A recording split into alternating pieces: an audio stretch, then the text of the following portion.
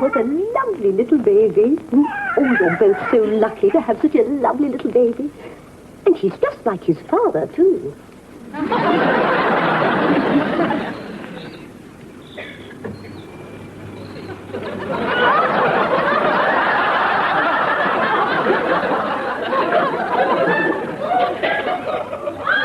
Guess who? Don't be so bloody stupid.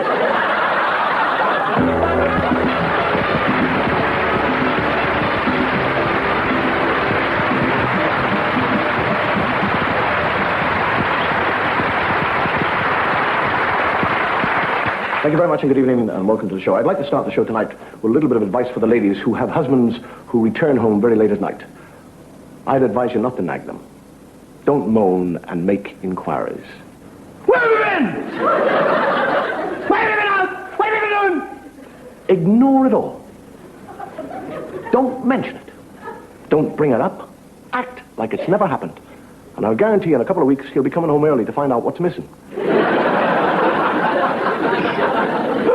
The little lady goes to the priest in Ireland. She says, Father, she said, I'm thinking of getting married.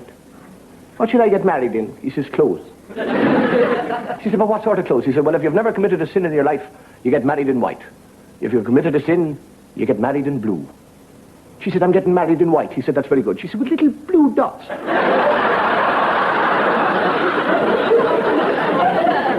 I don't know if you've ever been drinking in Dublin, but in Dublin we have what we call snug bars. The little snug bars. You close the door, you get in, and you two or three of you. It's complete privacy. It's rather like a confessional box. It is. You're in there, and you can have complete... And you just knock on a little thing on a slide there, and the barman's there, and you say, what do you want? And you have your drinks, and he closes it, and nobody can see you or get at you. And you get an old lady who goes to confession. And she's in the confessional box, and there's an awful lot going on the other side, so she nods off and goes to sleep. And after about 20 minutes, the priest slides back the little door, and he said, what do you want? She said, I'll have 2 glasses of sherry, please. And the other one who goes to the confession, and she says, Father, you know you told me if I did things I shouldn't do, I'd go deaf. And the priest says, what?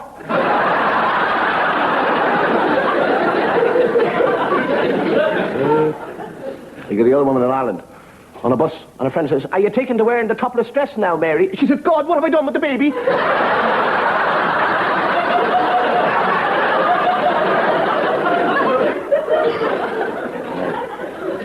And the fellow goes up to the fellow and he says, will you buy a ticket for the raffle? He said, what's it for? He said, Widow Murphy. He said, what the hell would I do with Widow Murphy?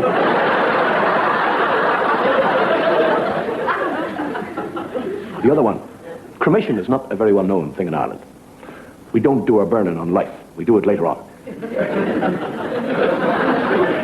But there's one old lady has got the ashes of her great-grandfather on the mantelpiece in an honoured place. And she's a terribly fastidious woman.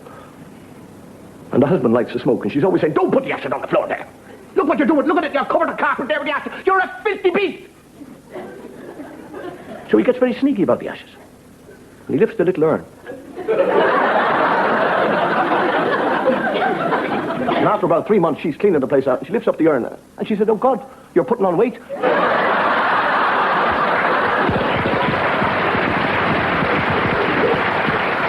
A little fellow walking into a bar, and standing outside is a nun.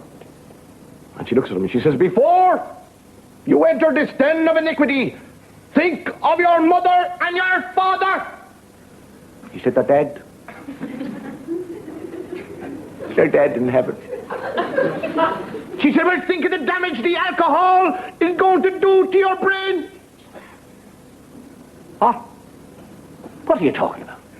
Have you ever had a drink? And the nun says, no. He said, well, how the hell can you stand there talking about it and saying drink is going to do damage to your brain if you've never had it? I'll tell you what, I'll go in, get your drink, bring it out, give it to you, you drink it. If you don't like it, then you can talk about it. But don't talk about things you've never experienced. What do you have? And the nun says, I don't know. What do ladies generally drink? He says, gin. She says, all right, I'll have a gin. But get it in a cup so nobody will notice. The fellow goes into the bar and he says, give us a pint of beer and a double gin in a cup. And the fellow says, is that bloody nun out there again? You know, something which plays a very important part in our life is the law. And we have the law, I suppose, basically to protect us against people who break the law. And if we didn't have the law, they couldn't break the law. So we wouldn't need protection against people who break the law. For example, you get a fellow in the court, and the judge says, how do you plead? And he said, as God is my judge, I have not committed this crime. And the judge said, he is not, I am, and you are. You know, there are basically some very strange laws in this country. As a matter of interest, we looked up some laws, you know, and up to 1970, the only person, and I mean this very sincerely, the only person who could hunt sturgeon, whale, dolphin, or porpoise was the Queen. She was the only person allowed to hunt those. Can you imagine that? Philip up in the crow's nest, and the Queen with a harpoon on the bow, and he goes, there she blows, Liz! Boom! Ladies in Scotland wearing skirts are not allowed to climb ladders. They can take it off and go up the ladder if they want. You are not, in this country, allowed to swear in any royal park. Imagine that. You're in the middle of Richmond Park. You trip over and bang your knee. You run helter-skelter 3 miles to the gate and you go, Nicky!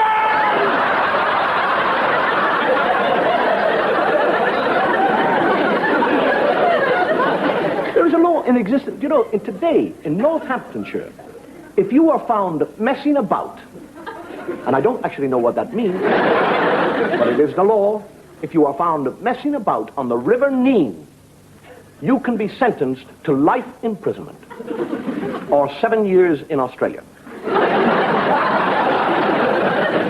Let me remind you that 7 years in Australia is equal to 3 life imprisonments anywhere. Because I was out there.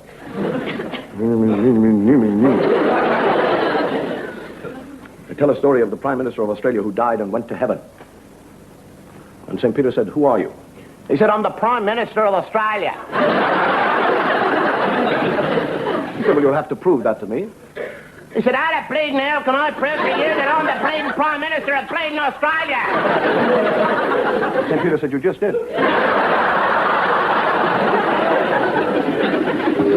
Somebody once said to me, actually, you remind me of justice. And I said, how do you mean? He said, well, you should not only be done, but you should be seen to be done. You have been found guilty as charged of a very extremely heinous crime. Before I sentence you, do you have anything to say? You won't hold me in this rotten, stinking jail, you won't. I haven't done anything. All I done was stole a lousy old loaf. You are guilty. I sentence you to 10 years hard labor. Jailer, take him below. Oh. It's an injustice. You won't hold me. You won't hold me. You won't. You go away. Don't shoot me. You won't hold me for 10 years.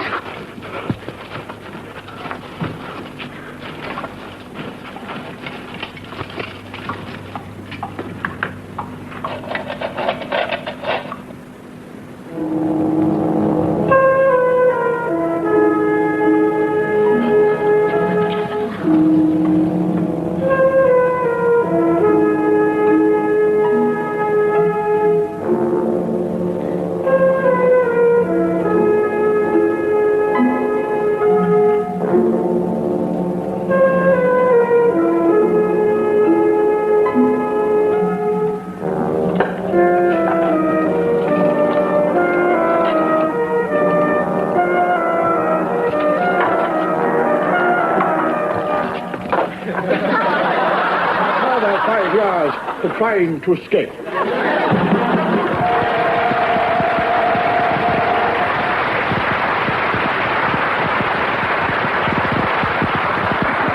There is an expression which people say that taking the law into your own hands, and that does not mean walking into a high court, picking up a judge, and throwing them out of the window, because he might land on a policeman. And that would be the law being broken by the law.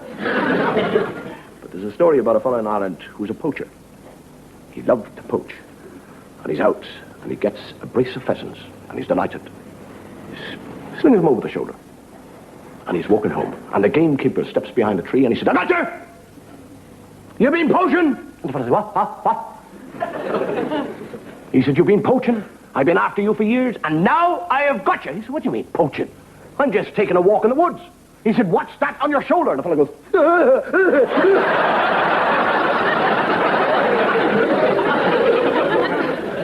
But there are people who, for many different reasons, decide to take the law into their own hands.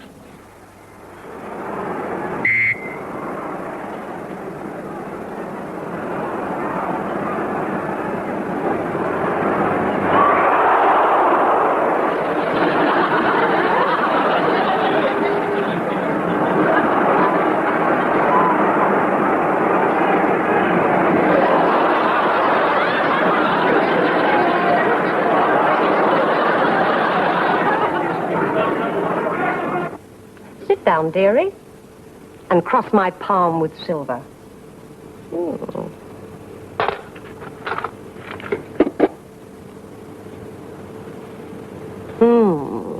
What a nice, strong pair of hands. It shows you have a forceful personality. Oh, and you're lucky, too. Your wealth line shows you're about to come into money.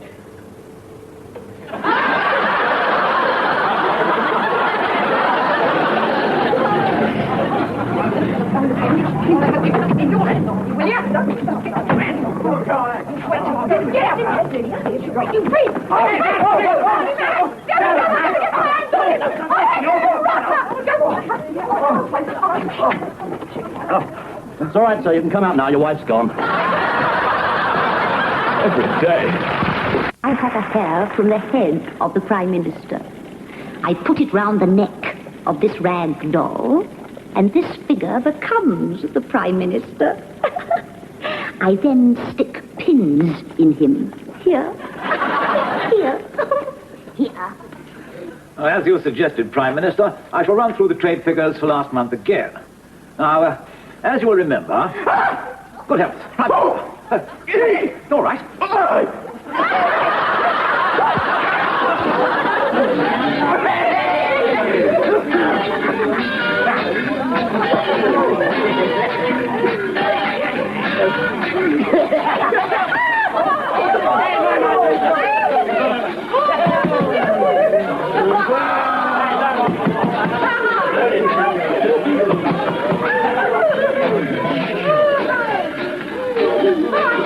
Hey, quiet! I don't want to be quiet! Just...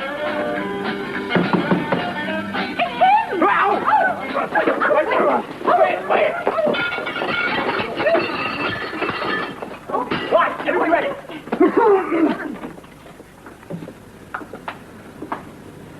Members of the jury, have you reached your... Will you follow me, please?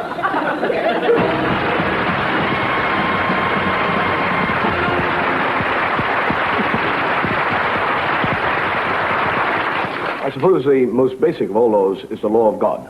It's precise, it's sharp, it's to the point. Break it, and you'll burn in hell.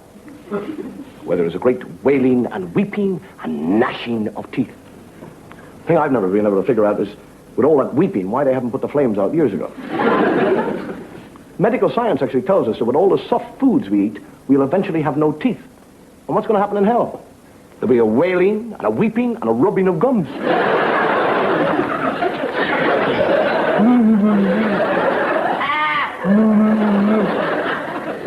It's a nice thought, isn't it? But hell, actually, you know, they tell you that hell, I've been there, it's not. It's not all flames and all that. There's no flames.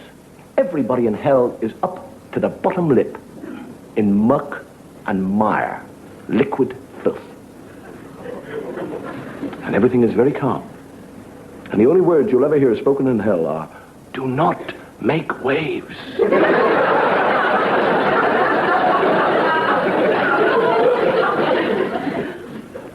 And on Saturday, Satan goes water skiing.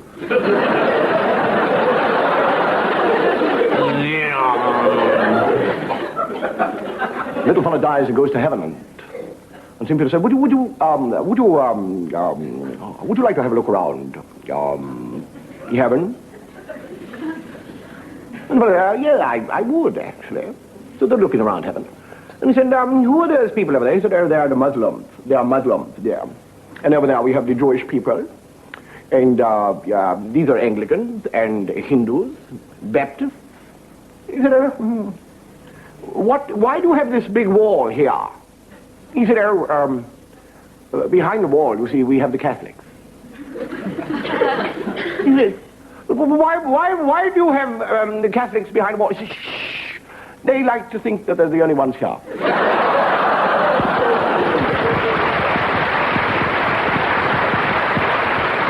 But, as we say, back to the law of God. The law of God. God, like any good law-abiding citizen, does not like to see his laws broken, and he will punish the person who does it in whatever way he likes to.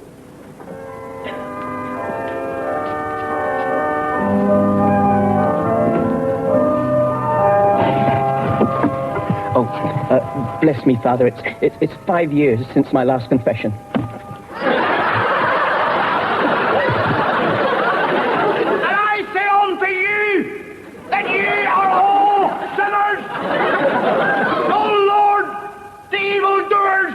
Transgressed thy law. They have brought the wrath of thy most awful majesty down upon themselves. Lord, as a demonstration of thy might and power, show these sinners a mark of thy displeasure.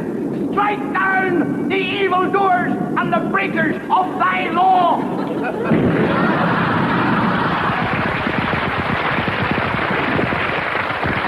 What have you to confess?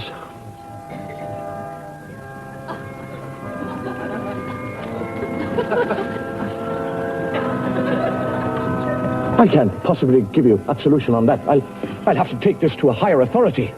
Excuse me.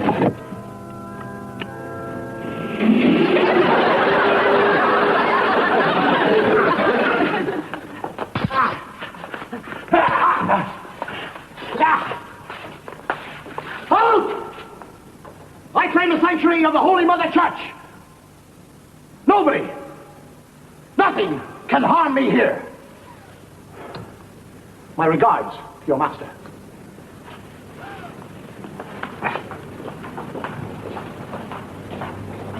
Superstitious fools.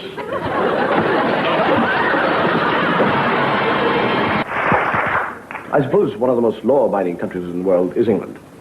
But you're not only a very law-abiding society, you're a very superstitious society. There are more superstitions in this country than anywhere else in the world. You know that there are hundreds of people in this country who will not christen their child Agnes because they believe that any child who is christened Agnes will become mad. Can you imagine having a blind date with somebody called Agnes? And she's standing there going, believe me, Agnes. And there's a superstition in this country that if you tickle the toes of a baby, he will stutter. Are you surprised? Can you imagine a little baby lying there and somebody's tickling his and he's going,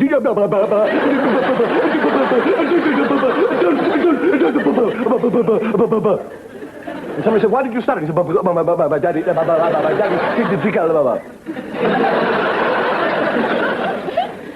the lovely superstition is that if a girl steps over a broom, she will be a mother before she is a wife. And all I can say, looking around the world today, there's an awful lot of brooms lying around. And you know that if a man and a woman pour tea together, they'll have a baby. I'll stick to the old way.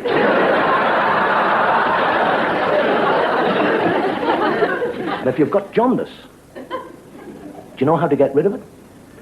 2 slices of bread and butter, 9 live lice, and eat it. You get rid of the jaundice, but you die of food poisoning. And if you're going bald, all you got to do is go and get 2 handfuls of goose dung. Superstitious people believe this. Go and get 2 handfuls of goose dung and rub it into the bald, and you'll grow your hair. But you'll be the loneliest, smelliest man in the world. Personally, I am not a superstitious person. I don't believe in superstitions. Any wood about here? But I'm a believer in not interfering, you see. I don't know, and I don't really care But I wonder about superstition. I might just be wrong. Lot 23, ladies and gentlemen, the Makati diamond, the illustrated lot. This is the third largest cut diamond in the world and is reputed to have been stolen from a statue of the Indian goddess Shiva. And before I start the bidding, perhaps I should warn you, there is supposed to be a curse laid upon this diamond, though what form the curse takes, we're not quite sure. Now, will somebody please start the bidding at £300,000? 300. Thank you, sir. £300,000. 300,000. 350,000 pounds. 350,000 pounds. 350,000 pounds. 400,000 pounds. 400,000 pounds. 450,000 pounds. 450,000 pounds. Are you bidding, madam? 500,000 pounds. 500,000 pounds. 525,000 pounds. 525,000 pounds. 550,000 pounds. Going for 550,000 pounds. Are you all done? 550,000 pounds sold to the pig in the front row.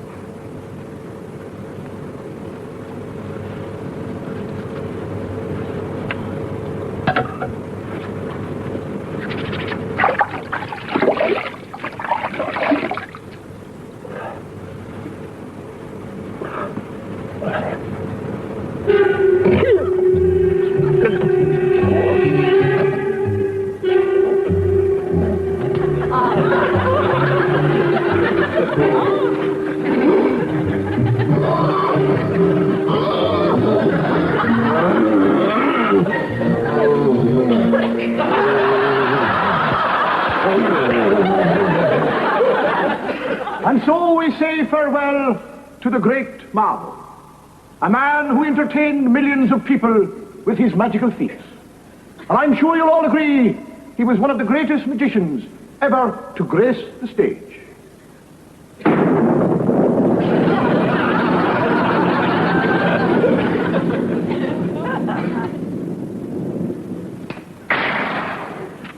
And now, you will sing hymn number 35. My child, you are possessed with a terrible evil spirit of lechery and sin.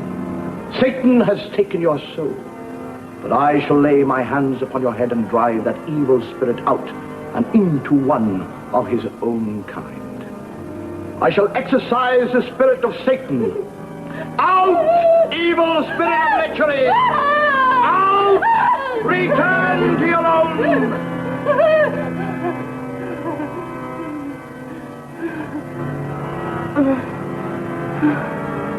Oh, Father, I feel a wondrous peace.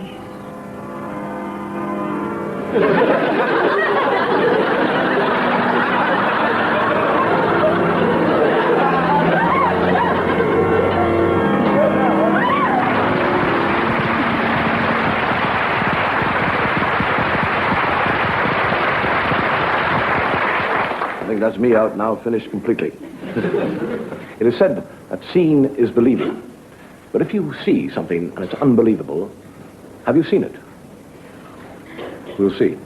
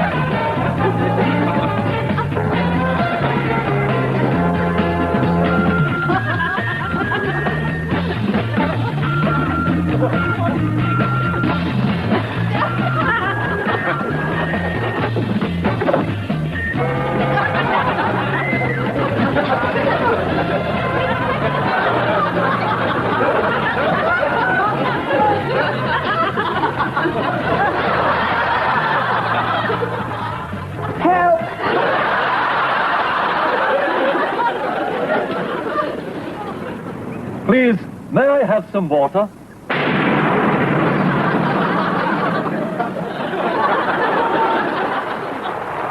Actually, I was talking to the waiter.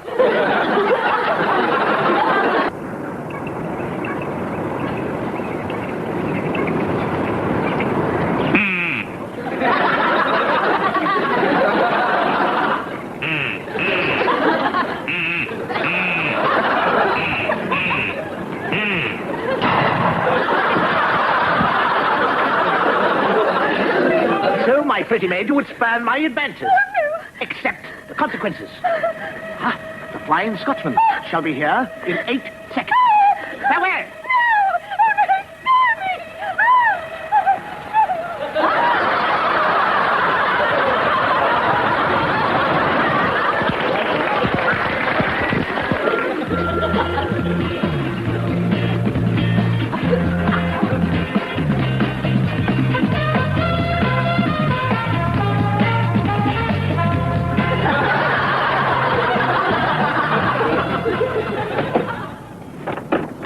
Morning, madam. Usual? That's right. Oh, I think I can manage one extra today.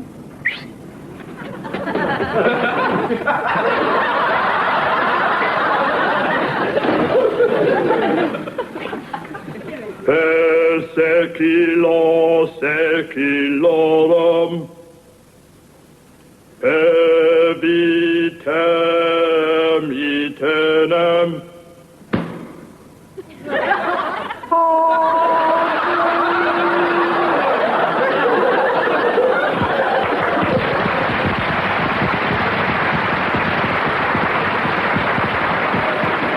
As William Shakespeare said, all the world is a stage, and men and women are merely players. And that's the thing I actually like about working here, because we have everything here. We have makeup departments, scenery, costumes.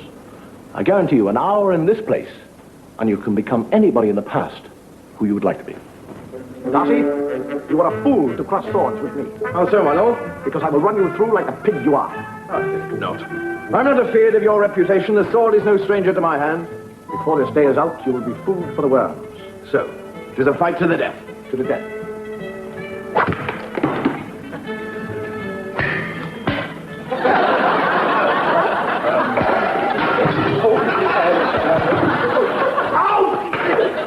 Oh, Robin, this cursed oppressor King John and his Norman lackeys making slaves of our people. Aye. Would that our good King Richard would return to us from the Holy Land.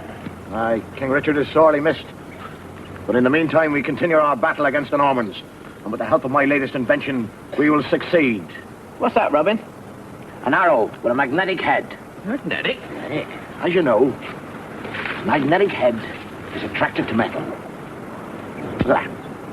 See? Hey. So what I gotta do, if any Norman dog enters round here wearing a suit of armor or chainmail, fire the arrow, and the arrow is homed in. It's attracted to the metal. Hey, that's a marvelous, Robin. I'll show you. Just a quick demonstration of how the arrow fires. And believe me, it's a very true, beautiful sight in flight. There it goes. Hey, Robin! Is King Richard returned to us from the Holy Land? Our noble King Richard! How brave he looks in his suit of armor!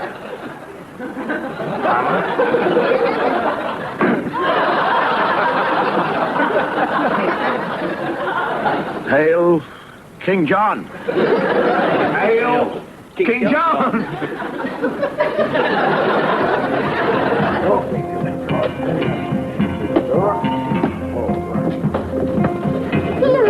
I thought I'd find you here.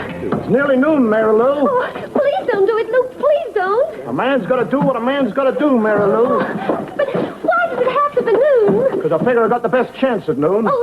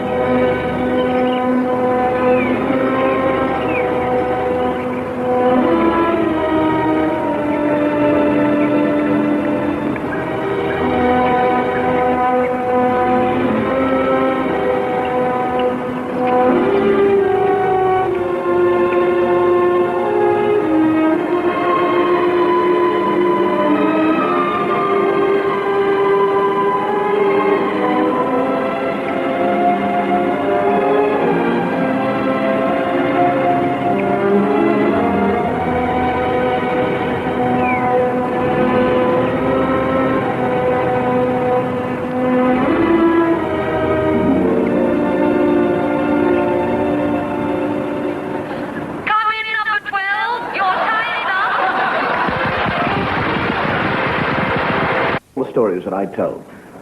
the ones that I get most enjoyment from are what we call spooky stories. And tonight I would like to tell what we call a spooky story, but in doing so I would like to create an atmosphere. And if I may, I'd like to ask for the lights to be brought down nice and low, nice and dark. And I would like to ask that camera to come closer, please.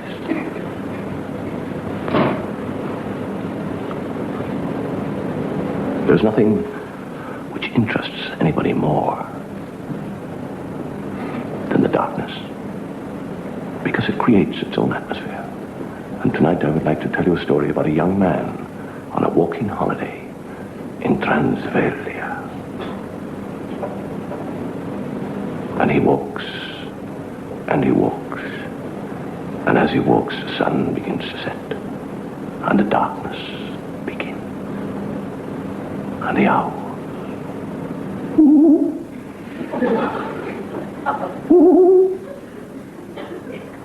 And in the distance, the howl of the werewolf.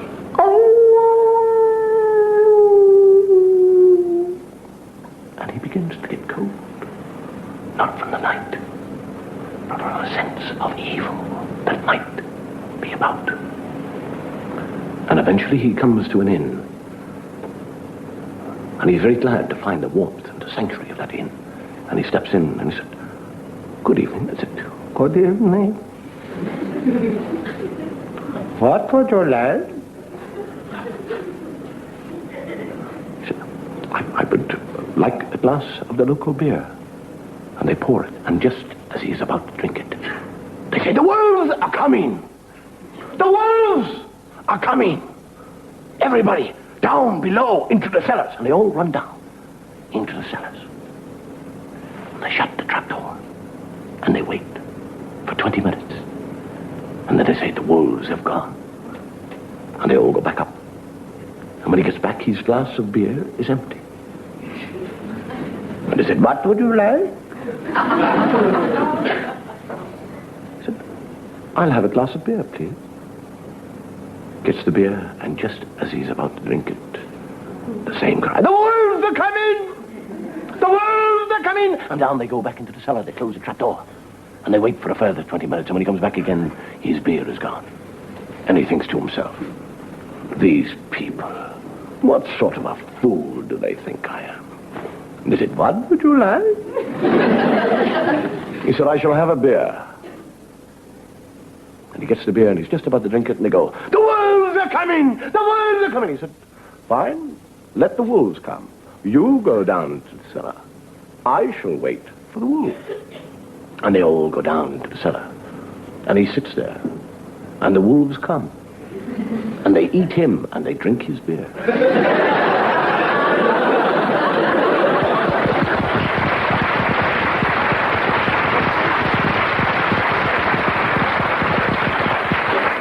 Of all the characters, and there are many characters in what we call the stories of horror and fear, they all have what we call a central character. But I have one favorite character.